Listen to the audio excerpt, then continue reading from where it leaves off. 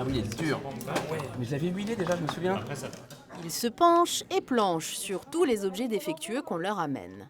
Le Ripper Café de Laigny-en-Belin, au cœur du forum des associations, est devenu une institution à laquelle ces bricoleurs bénévoles aiment participer.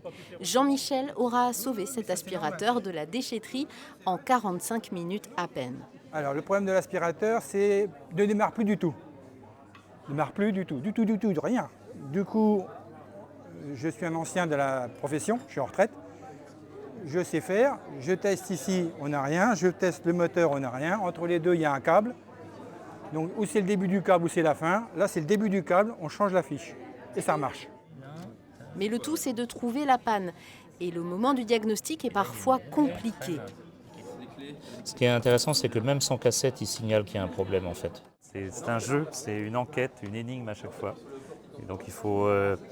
parfois on trouve pas. Parfois on trouve et c'est réparable, parfois on trouve et c'est pas réparable. Donc là, on est dans la phase où on cherche et on ne sait pas encore quel est le problème exactement. Pourquoi le magnétoscope, faut le réparer? Parce que j'ai des cassettes, des vieilles cassettes de famille et j'aimerais pouvoir conserver des souvenirs. Pour aider les Sartois à donner une seconde vie aux objets, l'événement est soutenu et co-organisé par la communauté de communes de l'Orée de Bercé-Bellinois avec l'association Grains de Sable et Pommes de Pin à la manœuvre. Depuis 11 ans, effectivement, on voit qu'on a réussi à sensibiliser les gens parce qu'ils participent de plus en plus nombreux. Face au succès de la manifestation, une couturière était invitée pour la première fois au Ripper Café de Laigné.